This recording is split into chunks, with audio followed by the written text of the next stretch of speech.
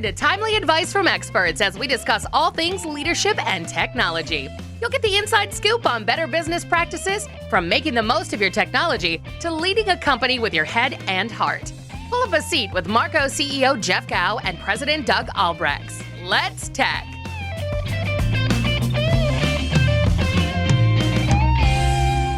Well, welcome back to Let's Tech. This is actually our first official tech podcast today. And today, Doug Albregts, our president, myself, Jeff Gow, are going to be talking to you a little bit about leadership.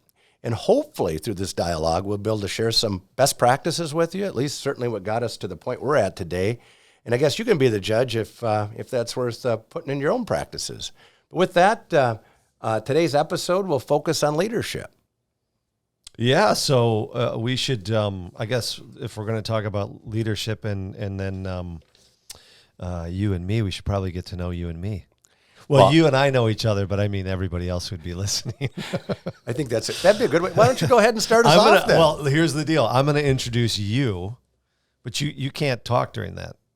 Because I think, let's see how you do. I'll do my best on that. Let's see how you do. So, for those of you who don't know Mr. Jeff Gow, I'm gonna give you a brief introduction. But he's been at Marco for 35 years.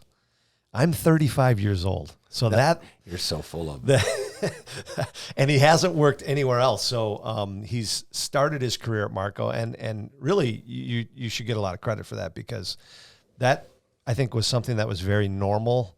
Maybe years ago, there was a lot of loyalty. It doesn't seem as normal today, so I think that's a credit to you. And you started in office furniture, and I think you were damn good at it. I'm going to let you talk. Go ahead. No, I'm not supposed to talk. I was going to tell you, I'm kind of glad we're not in office furniture anymore, but I'm glad I'm still here. Yeah. So that's, something worked along the way. And office furniture is still here. He's, so Jeff is just a tiny bit older than me. I think when you were graduating from high school, I must have been, if I do the math, maybe elementary school. I don't know, somewhere in that ballpark. Yeah, you were probably just getting ready to repeat fifth grade or something. I was getting ready to repeat fourth grade. But was it fourth? Right. Yeah.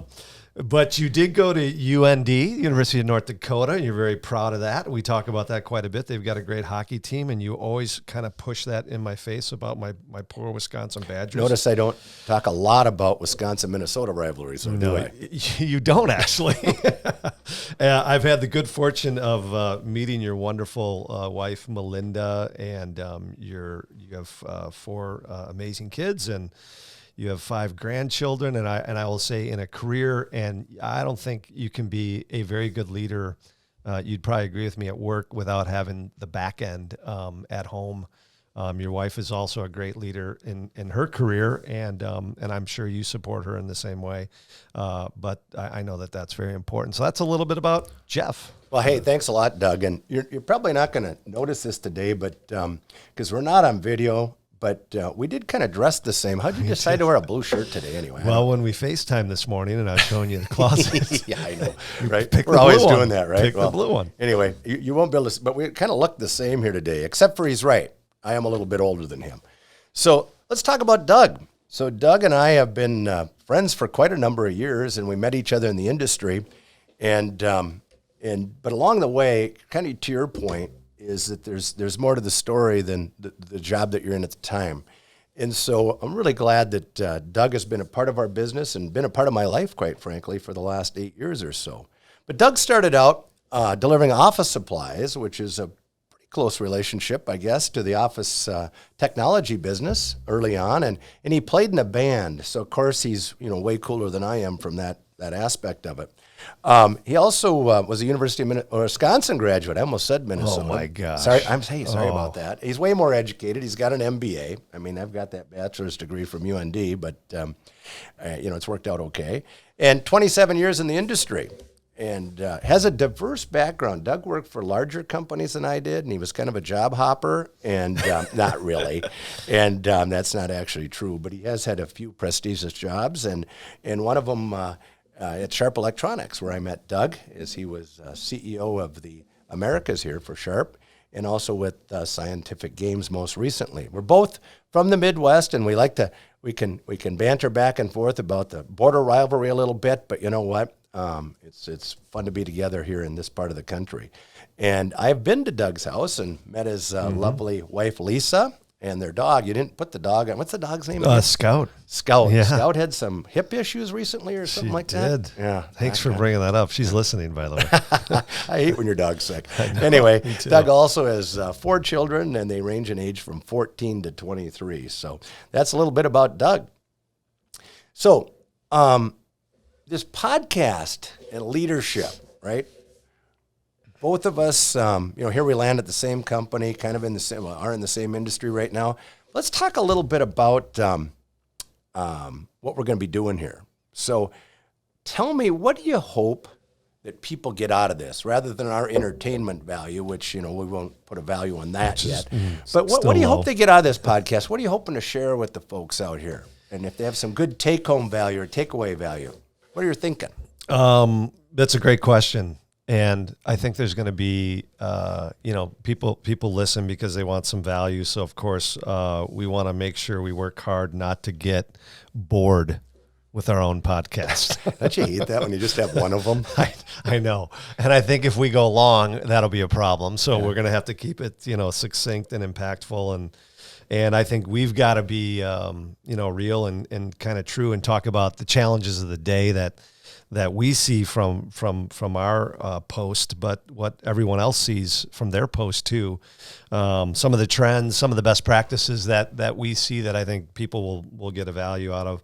And we're going to bring in people that augment our weaknesses, that are experts in the field. We'll have a lot of opportunity there. There should be a lot of experts in here. There's a line out the door right now.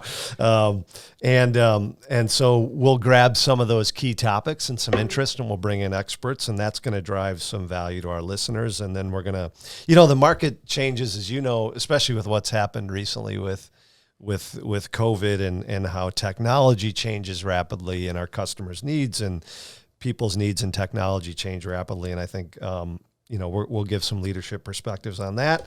And then, I think one of the unique things about when you and I tried this experiment, and we both dove in, head first. And I think our personalities and our leadership qualities have allowed us to take what we do very successfully individually and play off of that really well. And I think hopefully people will get an understanding of that as they listen to this, as we move on, that two people like you and I can work together and make it super successful without any sort of auspices, I guess, going into it, if that's a good word. But I think there's some value in that dialogue at some point. You coming as president, and you'll be coming up on a year here in the fall, and me having been here for 35 years, and how that kind of all played out, and without a lot of elbowing and collaborating to really, I think, build a better business out of this. Yeah. So, yeah. So I think, the other thing is, you were in the military. I don't think we talked about that. But if you're going to go into the military, you're probably thinking that you're going to be a leader. So I guess a good question for you is, did you always know you'd become a leader, especially at the role you're in now?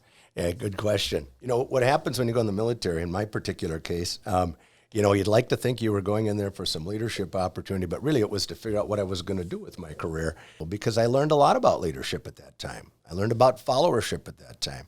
And so it was, your eyes were wide open as a young new airman. I was in the Air Force, and being able to observe firsthand early on, in 18 years old, 19 years old, to see what leadership looked like, what good leadership looked like. Not just rank, the rank you had on your arm or on your lapel, but how you handled it from a leadership perspective. I saw some very high-ranking people that I would call medium at leadership, and yet some what I'd call mid-range managers doing a pretty darn good job regardless of rank. But from my perspective, the idea, I think, of having, I suppose, some control over my destiny and being a manager did appeal to me. I wasn't even sure what that meant at the time. But I was motivated to be in a leadership role. And I think once you kind of get the feeling that you're the go-to person, or you have you're recognized as a leader, if you capitalize on that and do it effectively, you can be a catalyst for making things happen. So yeah, I think that I always had a penchant to be a leader, to be a manager, and 36 years later or so, I guess it worked out okay so far. So, but that's me. And then you've been in leadership as long as I've never known you to do anything else. I was just thinking as you were talking, when does that light go off? that you and I don't know if the light necessarily goes off. I think maybe you just one day realize that you have certain characteristics, and you don't realize that you want to be a leader until you are. I guess that's a pretty good line. So I think I was always an overachiever, and I think as I look back on it, I think I always wanted to stand out and succeed. And I always had a penchant for wanting to do things right and not cut corners and things like that. And I don't know. And then it always seemed like people would kind of glom onto that. Right. And one of the bigger things too, that I've noticed with you and same with me is I'm always trying to learn more about something I don't know something about. And have the self-awareness too, to know that you don't know about it, and have the confidence to ask for clarification or ask for somebody to augment your weaknesses, things like that. I think that whole self-awareness piece. For sure. And to be, you're good at this too, but to be very observant. I was able to watch people that were really good leaders, and you've said this before, and I was able to watch people that were really bad leaders. Because they're mentors by default. Yeah, exactly. You're getting mentored all the time. When you see something, you go, I'd like to emulate that. And then you see the occasional one where you go, God, I'd never do that, right? I mean, that's really helpful, isn't it, when you go through, if you're paying attention. Yeah. Anyway, how do you get started in all this stuff, right? And so I know we were both sales guys in our background, right? But before we did some of that, what'd you do to get started? Well, you just said it up front. I delivered office supplies and played in a band, and I told my dad I had a degree from Wisconsin, and I was doing those two things, and I said, you must be so proud of me. And I'm sure he was. Yeah, he was. I know he is, though, by the way. You just had a nice road trip with him. I did, and he's doing great. But he said, I don't think you want to deliver office supplies and play in a band for the rest of your life. I said, the first one, exactly right. The second one, I think I could play in a band. That's a lot of fun. But I started at Golden Books Publishing in an entry-level sales job, and I did that for about 4 years, spent a little time in a marketing role, very entry-level product management role, managing a $250 million coloring book category. Wow. If you do the math, those are my favorite books. I still love coloring books. I do them every day here in the office. I noticed that. Yeah, you still go out of the lines too. I do. Then I started in technology, and that's where for me everything changed, because I always loved technology, and that was the time where most of the sales and marketing people, as you probably know, back in the early to mid 90s, were engineers, because they're the only ones that understood the technology. And so they were the only ones that could talk about it. And so right about that point in time, as technology became more mainstream, companies were looking for people that had more classic packaged goods experience. And that's kind of how I got started in there. But what about you? I started out delivering flowers, ended up in the Air Force, and there I learned a lot about what I wanted to do, and really, quite frankly, what I didn't want to do. And through that process is where I landed in my first sales job here at Marcos. That culminated in 36 years we talked about. So I think this begs a question. So out of all those years and all those experiences, when were you at your best as a leader? That's a loaded question. I'm consistently strong. I'm always good, but no, oh my goodness. Hey, you've been there. Fact check. Hey, I would agree with that, actually. No, I'm just... I think, you get asked that question. You even ask yourself that question from time to time. What does make a successful leader or a good leader or a good manager? And I go back to when things are at their worst is when we need to be at our best. And so I look back to the recession of 08 and 09 and the work that had to happen back then, not just financially how we performed. And by the way, our stock did go up both of those years, not a lot, but it did go up in the depths of that recession. We're doing some stuff right. But more important, people are watching, even when you don't know they're watching, about how you handle tough situations. It's easy to be a leader when everything's going well. Piece of cake, right? It's when things are a little tricky, when the report card gets filled out. And so, it's probably akin to what's going on real time right now. That people are going to get challenged. How are they going to step up? And how are they going to come through this? So I would say that I was at my best when things were at their worst. But how about you? When do you think you were at your best? Well, it's interesting you were talking about the 08, 09. It seems like for you and I and people that have been doing this for just under 30 or north of 30 years. It seems like every 10 years there's a challenge. The 08, 09 recession, back, people don't remember, but 97, 98, 99, that was a pretty bad financial point as well. And then you had 9/11, and now we've got this COVID, and you learn from these challenges, and it definitely does. It definitely makes you a different person. It makes you a different leader. For me, when I started at Sharp, the company in Japan was on the verge. They call it a going concern when they're in Japan, and what that means is that code word for something? That's code word for I think we're going bankrupt, or we could be. And that was probably a good 5, 6, 7, well, more than that now, I guess, almost 10 years. It was about when I met you. Yeah, back it's in about that when time you met frame, me. Yeah. Liquidity issues, and I was new, and I didn't have really any credibility other than being hired to go there, and I hadn't had a lot of experience in something like that. We learned quickly that not one person was going to make a difference. The region in the U.S. was extremely important to the viability of the company, so I knew we had to perform, and I knew we had a business that could, and we had to get the right people in place. And so one of the things we did was we made sure we had the right people in place. We made a very quick turnaround. We had to make very, very difficult decisions quickly and timely and take some risk. And I would say that the outcome of that, which was very positive, and when I left, I felt very emotional about it in many cases, because I left a lot of people there that I started with and put in a position. And sometimes you think the company can't run with it. Well, what's interesting on you, that, but, as yeah. an observer and as a reseller of yours, and one of our biggest and most important vendors at that time, and you're at the helm of it, and they were having financial difficulties. What really impressed me at that time was your ability as the new guy, not to just enter our industry, but to direct and work with your counterparts in Japan and navigate this so that you kept the company viable in a time it was probably most vulnerable.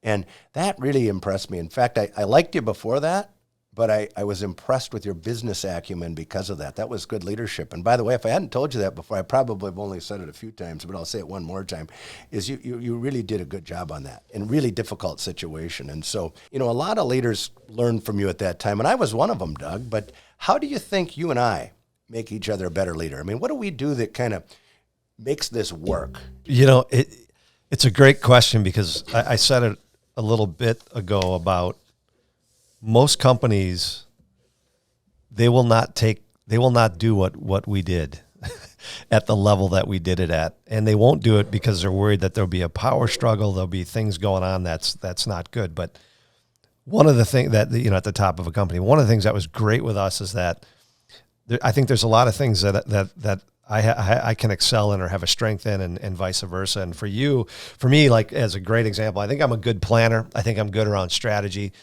I think I'm good at about kind of outline how that should all look at. But what you're exceptional at that I've been able to learn here is that once all that stuff's in place, or the thinking is there, you have an exceptional knack of going out to be able to execute against that. So, and that's one thing that I've seen, the depth of relationships that you have. And I was just telling some other folks that we work with yesterday, I said, the amazing thing about him is not only inside the organization, he takes an unbelievable quest to know everybody and everything about them, because it's important to him and it's meaningful.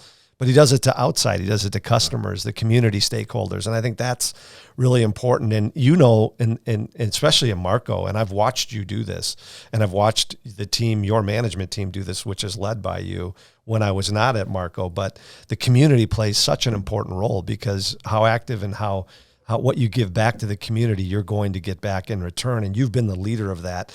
And the other thing is, watching this through COVID, you are very effective at navigating challenges and things that are going to have a bad or a negative or a deep impact on the business. You get out in front of it, and you do it by being a great communicator. And I think the first time I met you in the back of that bar in South Carolina, at the advisory Wasn't council, that fun? that was a lot of fun. But that's when I'll never forget when you said, he goes, I'm not sure if we're going to continue to do business with you. But I do like you, and I do want to give you a chance, because I like some of the things you're saying. And but right then and there, you displayed a leadership role in that group. Yeah, you got the message, right? And you're a good communicator. It was very clear to me. So I guess same for you. What do you think? Well, as far as how we augment each other, first of all, if you start with some of the things that we're aligned on, first of all, strategy. We like our industry. We're both scorekeepers, right? But it's interesting. We keep scoring different things a little bit, even though they're all important. One of the things that I've learned in how your strengths come into play is early on, you really understand this whole operational efficiency type piece and productivity, where I was always like, well, we can sell our way out of this. We'll just sell more stuff. Well, that'll work, right? But you know what? That was growing sales is fun for me. Growing sales is hard for a lot of people, and it is for us too. But I guess the point was you can kind of do both, but I never saw both, meaning one, be more efficient and sell more. And so you put us in a better place because, you got back to my execution stuff, and I like to do that. But I didn't see some of the things that you saw. So I like your vision and challenges you put out there. And that was something to execute on. And those are great observations. And really, I felt, as our team did too, good, maybe even proud about execution on some of those categories. And because of that, as we go through this current situation, your insight and your approach put us in a better place. And we're actually, quite strong real time here from a performance standpoint, as you know. And so that was one of them. The other thing that was really important that you did really, really well is you recognized that we did a lot of things right. You were always complimentary of our company. Of course, I was one of your biggest customers, so you should be. No, back when you were at Sharp. But you're always complimentary of our company. And what you were saying, and what I learned later when we got together and we're working together, is you saw the things that were working really, really well. Mm. And you're going, let's not break that. You didn't come out and say it directly, but it was things like, if we talked about customer satisfaction metrics, or maybe our sales organization, how it was structured, or how we went to market, or our compensation plans, things like that. Our sales acumen, some of our quality initiatives around customer satisfaction, employee satisfaction, culture things. Sometimes people come into the organization at a higher level like you did, and you want to make your mark. And you did exactly that. But where you gained a ton of support, and I mean full support from the bottom of the organization to right here at the top, was the way you entered. And it wasn't to wreck things that were already going well. You recognize those, but to augment and bring additional competencies into the organization. So, the funny thing is, I didn't want to come into a company that was broken, and that sounds funny, but there were so many things at Marco that I admired that were just going so well that I think with a couple of levers here and a couple of levers there, it could even make it better was the hope. But like you kind of outlined, so many things were so well done. I didn't want to come into a situation where you had to rebuild some things or do some things so differently that it was going to change the mindset of our customers, our workforce, and everybody else. I just didn't want to get in that situation. So fortunately, I didn't. But what are some of the lessons, as we probably finish out our questions here, what are some of the lessons you're learning about leadership right now? Yeah, good question. I think a lot of us ponder our leadership ability here at current status relative to what's going on in our country and around the world. And it's kind of one of those scenarios where you got to be at your best when things are at their worst, because as you know, as we sit here real time, what we see out the windshield isn't clear yet relative to how COVID's going to play out on a national basis, worldwide basis, or here in our local communities. And so I think that I've learned that, that being a more efficient organization, rather than just you selling more, was something that was overlooked before, maybe, or maybe not as emphasized. And so I think because we built a more efficient business, we've made ourselves a more secure company.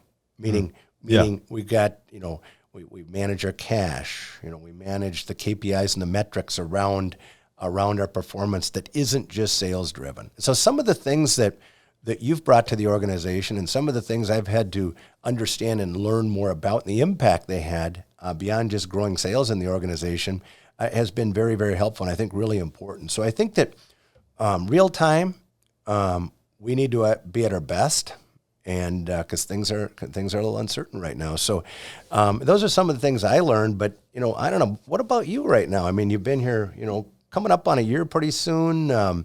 Not just about our industry and you already knew about that, but our company. What are you kind of seeing as things you've learned? Well, it's an amazing question, given the fact that, if you remember, March 12th, I was leaving to go back to New Jersey. I do remember that.